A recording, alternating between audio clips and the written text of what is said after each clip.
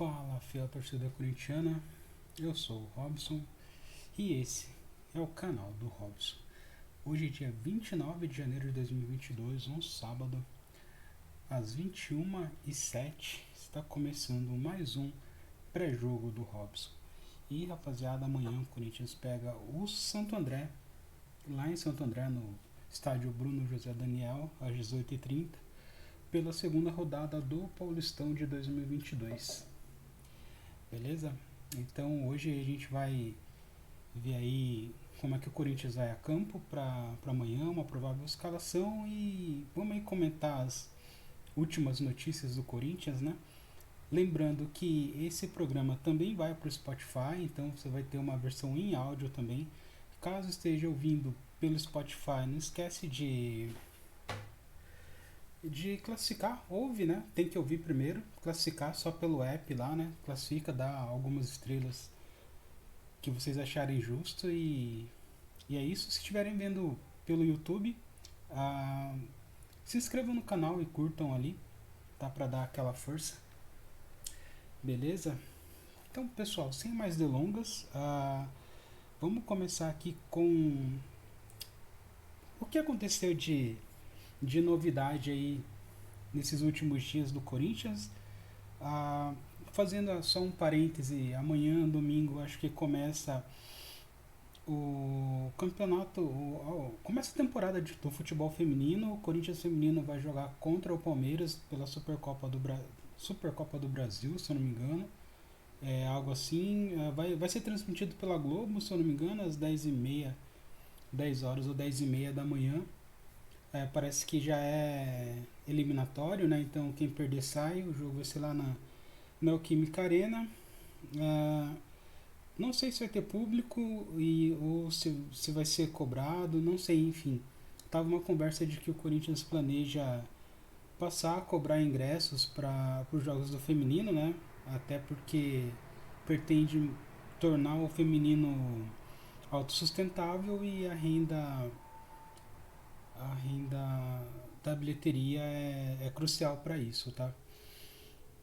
Pô, eu não falo muito sobre o Corinthians feminino, mas eu acompanhei bem, tenho acompanhado bastante não, né, mas relativamente bem nos últimos anos aí, desde aquela campanha que o Corinthians estava fazendo lá de, sei lá, 30 jogos invictos seguidos. Foram muitos jogos, quebrou o recorde mundial de vitórias seguidas e aí perdeu a final para Ferroviária.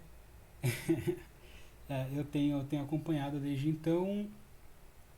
E putz, esse ano começou meio esquisito, né? Começou o Corinthians ali se desfazendo de algumas jogadoras de potencial, jogadores que não vinham jogando, né? É o caso da Andressinha principalmente e da Pardal também, né? Pardal já é mais experiente, né? Então tava na hora de sair mesmo.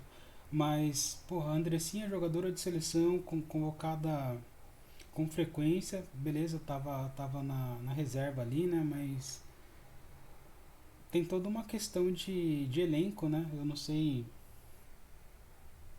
Bom, enfim, deixa acontecer. O ponto é que a Andressinha foi pro Palmeiras, então vai enfrentar o Corinthians já amanhã. Será que a gente vai ter Lei 2? Não sei, mas ele vai provar. O Corinthians vai começar o Corinthians feminino, o futebol feminino vai começar a provar um pouquinho do que acontece no masculino, né? Essa questão aí de jogador sair e ir para rival direto e putz, é complicado, né? Ah, Bom, então amanhã, 10h30 da manhã, caso tenham interesse, não esqueçam de assistir ali Corinthians e Palmeiras pela Supercopa do Brasil. Vai passar na Globo, acho que vai passar pelo Sport TV também, para quem não gosta de assistir pela Globo. E é isso. Corinthians masculino agora, que é o foco do canal, inclusive, do podcast. Cara, essa semana, vou colocar aqui uma imagenzinha. O Ederson, que tava, volante Ederson, né? Que tava no Fortaleza, recebeu duas propostas, né? De um time da Dinamarca, que era o time do Wagner Love, e outra de um time da Itália, da primeira divisão da Itália, que que é o time do Ribéry, Salernitana, se eu não me engano. E ele tá na lanterna do campeonato italiano.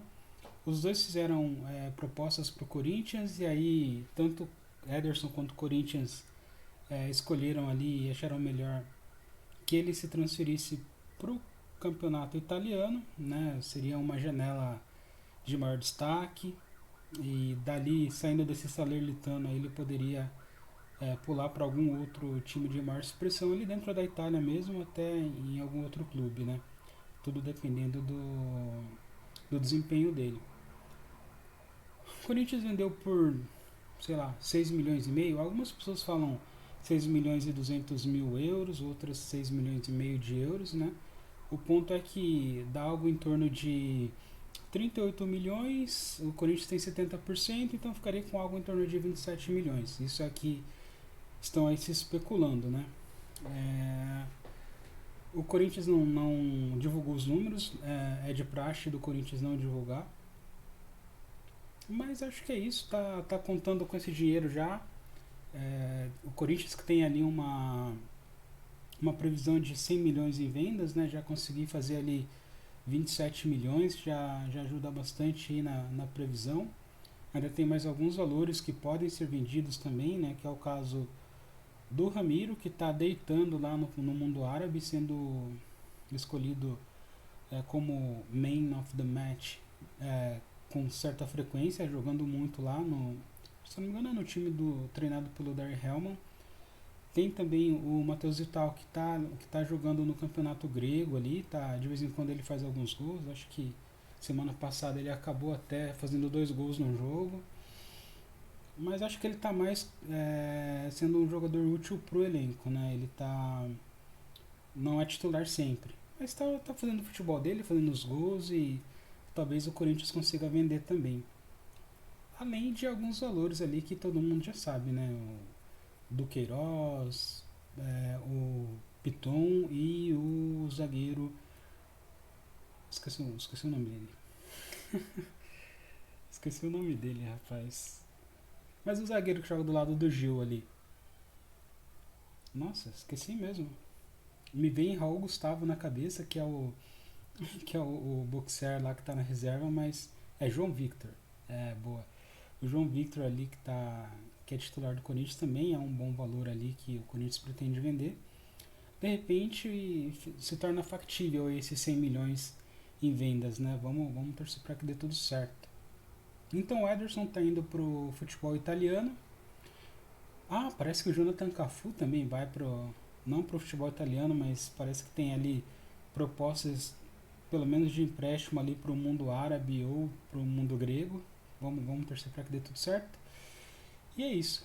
Corinthians já começando ali a vender e é importante que venda mesmo. O Ederson, principalmente o Ederson que não estava nos planos do Corinthians, o Corinthians queria vender mesmo. Foi um jogador que chegou entre aspas de graça do Cruzeiro e agora está sendo vendido aí por uma boa quantia. Beleza? Então esse foi o Ederson. E outra notícia que abalou aí o mundo corintiano foi essa daqui, ó.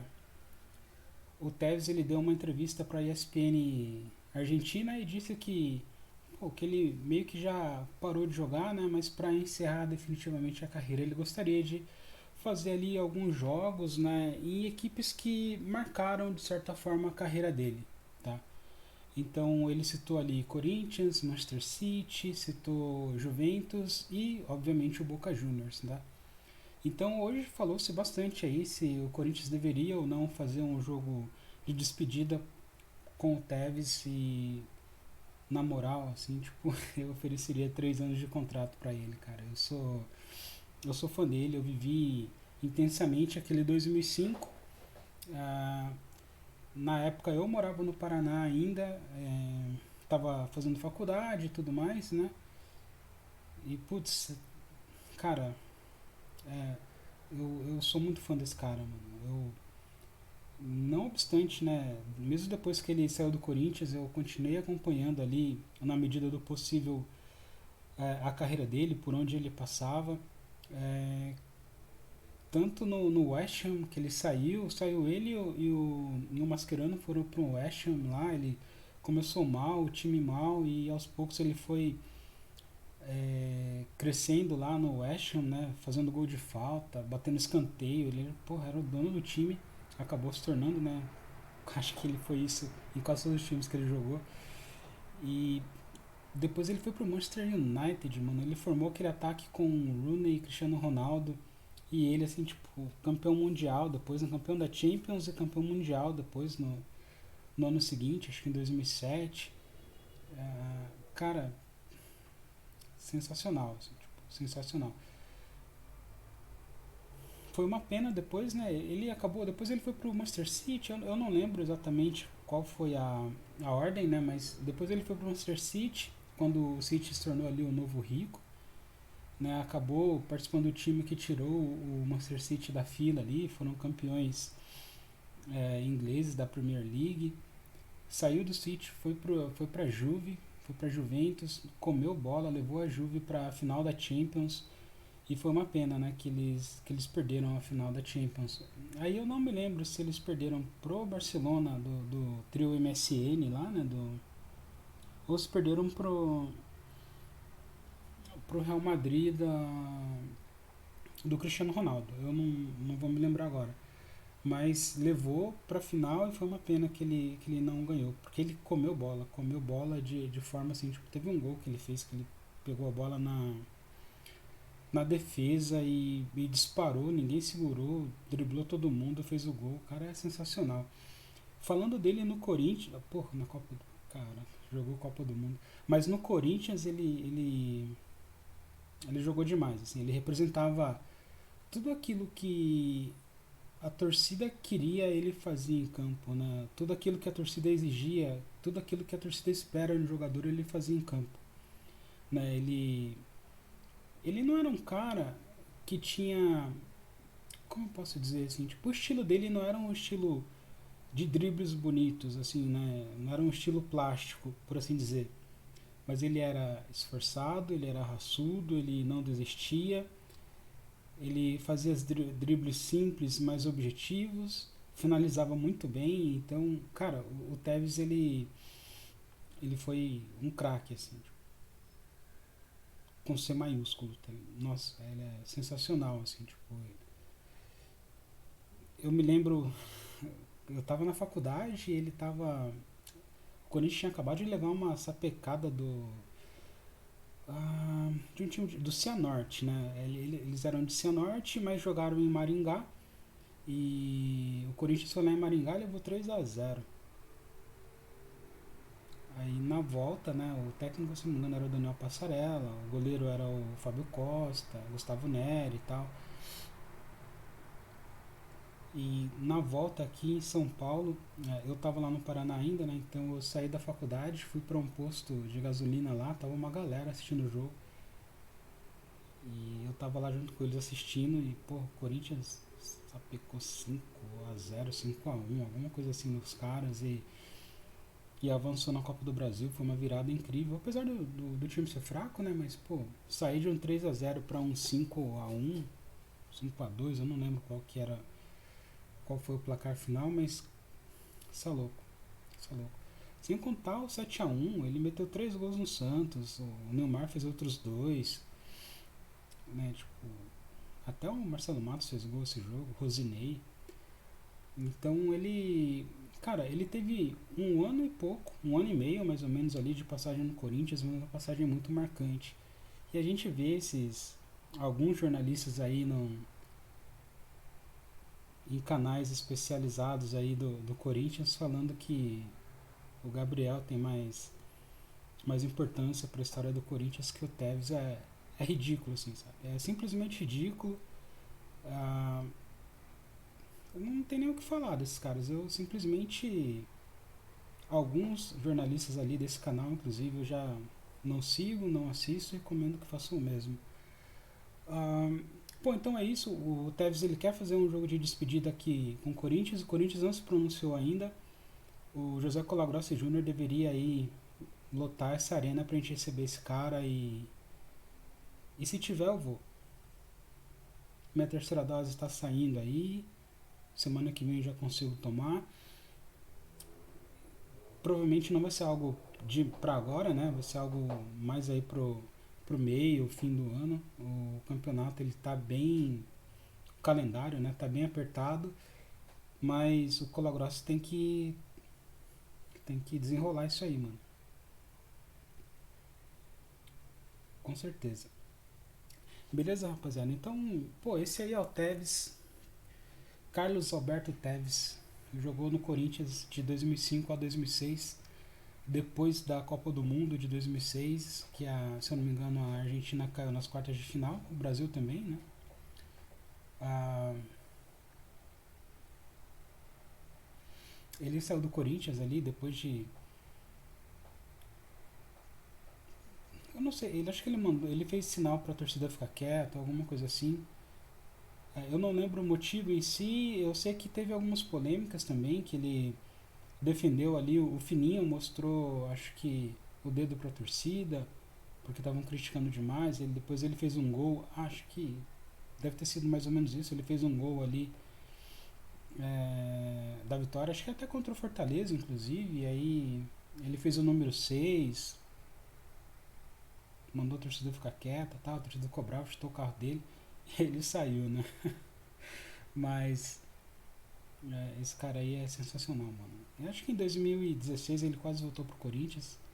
Ano passado, de novo, ele falou que, pô, se o Boca não quer renovar, eu vou jogar no Corinthians, vou jogar em outros times e encerrar a carreira. E o Boca acabou renovando com ele. Enfim. Carlitos Teves, muito bem-vindo para fazer esse jogo aí de despedida. Tô na torcida, cola grossa, se estiver assistindo, hein? Provavelmente não, mas se estiver assistindo ou se estiver ouvindo, dá seus pulos, amigão. Dá seus pulos que pelo menos eu quero ver o Tevez mais uma vez com a camisa do Corinthians. Beleza? Pô, vamos falar do jogo então? Bora falar do jogo de amanhã. Saiu a lista de relacionados, deixa eu ver se tá certo aqui. Beleza, tá certo. Não peguei errado não. E o Corinthians vai a campo aí com esses jogadores. Vai a campo não, né? O Corinthians aí relacionou esses jogadores para a partida de amanhã, às 8h30, contra o Santo André, lá no Bruno José Daniel, pelo Paulistão de 2022. Então, goleiros ali vai Cássio, Carlos Miguel, Matheus Donelli. É uma surpresa. Laterais, Bruno Melo, Fábio Santos, Fagner, João Pedro e Lucas Piton. Tem 3 laterais esquerdos ali, mas o Bruno Melo ele pode fazer a zaga também, né? Zagueiros, Gil, João Vitor e Paulo. Paulo não, né? Eu ia falar Paulo Gustavo, mas é Raul Gustavo. Paulo Gustavo era um ator que morreu lá. Gil, João Vitor e Raul Gustavo na zaga. Meio campos, Adson do Queiroz, Gabriel Pereira, Juliano, Luan, Paulinho, Rony Xavier. Notem aí que Renato Augusto e William não foram relacionados, tá? Eles vão ali ser poupados para o próximo jogo, que vai ser contra o Santos, né? Então eles estão tendo ali uma preparação especial, eles já têm uma certa idade, né? E precisam se cuidar, né? Pro ataque, o professor Silvio de Campos Mendes pretende levar ali Gustavo Mantuan, Gustavo Silva, o Mosquito, Jô e Roger Guedes. Então o Jô tá voltando, né? Beleza. Nenhuma surpresa mesmo, fica ali só o disclaimer para as ausências de Renato Augusto e William. Eles vão ali estar cuidando da parte física, se preparando melhor ali pro próximo jogo, diante do Santos. E é isso. O Jô tá voltando também, é um destaque, né? Qual seria... Aí eu peguei aqui no site da Globo, né, no Globo Esporte, peguei um provável Corinthians ali. Então o provável Corinthians seria com Cássio, Fagner, João Vitor e Gil e Lucas Piton. Do Queiroz ali de primeiro volante. E aí, para o meio campo barra ataque, ali a gente tem Gustavo Mosquito ou Gabriel Pereira, Juliano, Paulinho ou Gabriel, Roger Guedes. E no ataque, Gustavo Mantuan ou Jô. Ah, então, Gustavo Mosquito, Paulinho e Mantuan, aí seriam os prováveis titulares, né? Mas pode ser que eles percam ali a posição para os que estão entre parênteses. É, eu acho que pra mim assim começaria assim com esse time, é, deixaria ali o Juliano como responsável pela organização e armação do time, né, que é o que ele fez contra o Santos quando ele nos primeiros jogos ali quando ele estreou ano passado, onde ele demonstrou a verdadeira qualidade dele. E quando ele jogou, desde que o Renato Augusto passou a jogar com ele, meio que ele deu uma sumida, porque o Renato Augusto meio que é um rolo compressor, né? Ele é muito monstro, então a atuação dele simplesmente não apagou, mas apareceu mais do que o Juliano, né? Então, dessa vez o Juliano vai jogar ali sem o Renato Augusto, ele vai ser o responsável pela armação do time, organização, e acho que ele tem muita capacidade de fazer isso, é um ótimo jogador, eu gosto muito dele, apesar de às vezes dar raiva do jeito que ele corre, meio com a perna aberta ali e tal, mas ele é um ótimo jogador, eu gosto muito dele, assim, tipo, desde a época que ele estava no Grêmio, eu confesso que em 2010 ali, quando eles ganharam a Libertadores pelo Internacional, né, o Juliano estava jogando com eles, eu não acompanhava tanto, não olhava tanto assim os times adversários, já em 2015 quando ele estava no Grêmio, tanto que o Grêmio deu uma sapecada de 3-0 no Corinthians lá no Olímpico, depois empatou em 1-1 lá em Itaquera, né, na Arena Corinthians, então, tipo, e ele jogando muito bem, assim, ele com convocação constante ali, estava na lista dos jogadores que iriam para a Copa, mas aí o Tite acabou chamando outros jogadores, né? E, cara, eu acho que ele vai dar conta ali no meio de campo. O Paulinho vai estar de segundo volante também, então vai ajudar bastante, com bastante presença de área, bastante força física ali naquele meio. Eu fico um pouco na dúvida ali do Gustavo Mosquito, sabe? O Gustavo Mosquito ou o Gabriel Pereira. O Mosquito ele não, ele é um cara de muita velocidade, né? Mas ele tem pouca habilidade, assim, né? Bom, pouco tato com a bola, né? Sempre aquele tapa pra frente, sempre tentando ganhar na velocidade, né? Estilo Mirandinha, assim. Só que o Mirandinha fazia mais gols, né? O Mirandinha era matador. Matador não, né? Mas fazia bastante gol, principalmente contra o Palmeiras. E, e o Gabriel Pereira é aquela, né, mano? Eu acho que o Gabriel Pereira é um jogador que não vai virar nada. Vai acabar. Renovou o contrato agora, né? Finalmente. Renovou ano passado, mas só assinou agora. Para que o aumento dele pudesse cair no ano fiscal aqui de 2022, no ano de 2021, né? Para não comprometer as contas. E aí renovou por mais alguns anos aí. E, meu, não torcer para que eu seja errado aí, mas eu acho que ele não vai virar nada não. Acho que é mais fácil do Queiroz ali acabar sendo vendido e dando lucro pro Corinthians do que o Gabriel Pereira. Mas acho que ali, esse lado direito aí, não, vai ser meio que um calcanhar de Aquiles aí pra esse jogo, tá? Vai ser um lado mais fraco, apesar de contar com o Fagner ali, mas tanto o Mosquito quanto o Gabriel Pereira não me passam confiança não.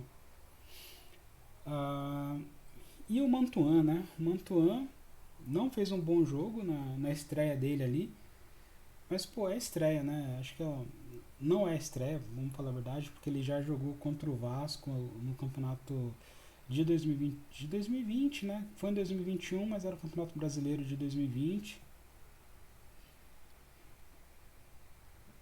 É, né? Acho que é. Bom, foi contra o Vasco, o time era o time do Mancini ainda, então era o campeonato de 2020, né? Eu só não lembro se ele foi disputado, se o jogo foi disputado em 2020 ou 2021. Mas o ponto é que, pô, ele já tinha feito ali, fez gol e tal, ele se machucou e voltou, né? E jogou ali contra a Ferroviária, não conseguiu jogar tão bem, mas também não jogou mal, tá? O ponto é, ele foi normal, assim, tipo, não comprometeu, não, ele, tipo, fazendo um comparativo, né, quando eu via o Cauê jogar, né, em 2020, começo de 2021 ali, era meio que vergonhoso, assim, era um moleque ruim de bola, um moleque caneludo, né? A ponto do pessoal daquele canal que eu falei um pouco mais cedo postava notas falando a principal ajuda do Cauê, contribuição do Cauê para esse time do Corinthians é defensiva, porque ele se movimenta e o Jô não. Pô, como o Silvinho diria, né? Se ele quer defender, ele coloca zagueiro, né? Ele não coloca atacante.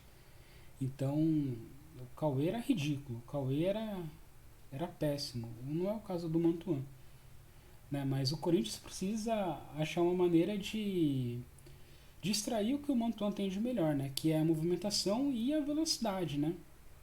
É enfiar a bola e o moleque partir na velocidade ali que o pessoal não pega ele não. Então o Corinthians achar mecanismo ali, uma forma de jogar que possa maximizar as qualidades desse moleque. Não vou dizer que ele é ótimo, que ele é uma joia, igual o Mancini falou, porque não é. Ele, tipo, nem na base ele era destaque, ele era só mais um da base ali. Fazia uns gols, fez gol no meio de campo e tal, mas, pô, sub-17 aí até o Felipe Augusto faz gol, né? Mas acho que é isso, então. O Gustavo Mantua não jogou mal outro jogo, ele também não jogou bem, ele fez uma partida bem mediana ali.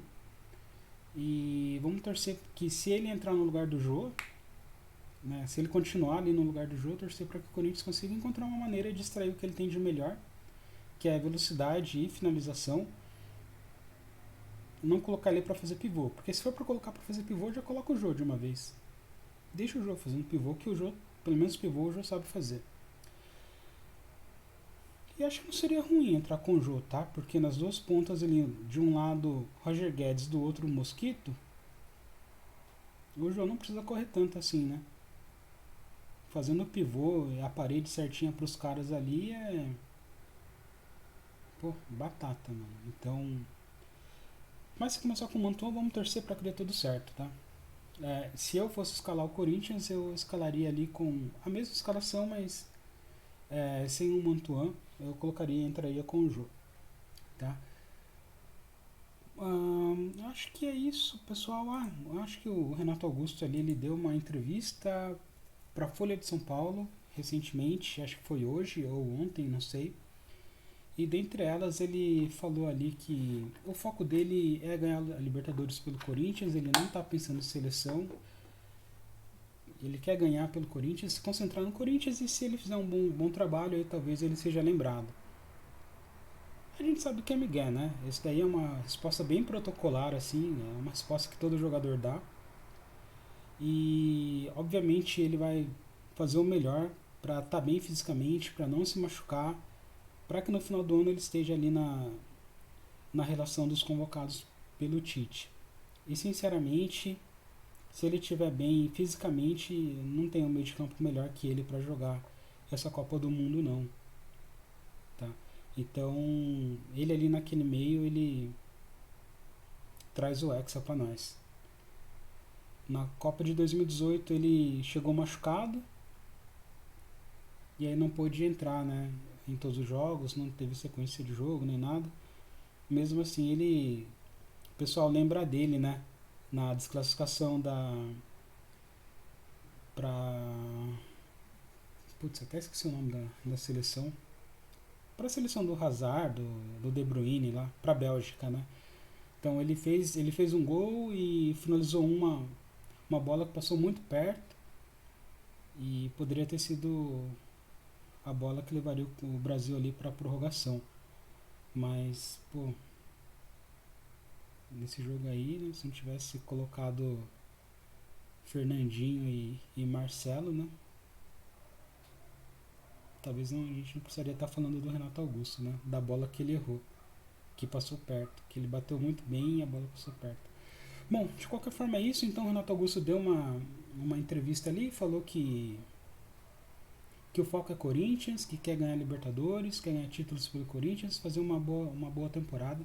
E é isso que a gente espera ouvir mesmo, é isso que a gente quer que ele faça. E que, pô, ele já começou esse ano já deitando dentro de campo ali, jogando demais, ele e o William. Então, é torcer para que tudo dê certo, que o planejamento do Corinthians dê certo e que o time encaixe para não ficar dependendo tanto de individualidade, né? E possa funcionar mais como time mesmo. E aí, sinceramente, chegando nesse estágio, acho que não tem time para segurar o Corinthians aqui na América do Sul, tá? Mas é isso, rapaziada, vamos ficando por aqui. Se assistiu aí até aqui o vídeo, não esquece de deixar o like. Se tiver aí ouvindo pelo Spotify, classifica lá segue o podcast, classifica também com algumas estrelinhas lá. E independente de onde estiver assistindo, canal do RB Cedilha, dá uma olhada lá no YouTube, se inscreve e dá aquela força pra nós, beleza?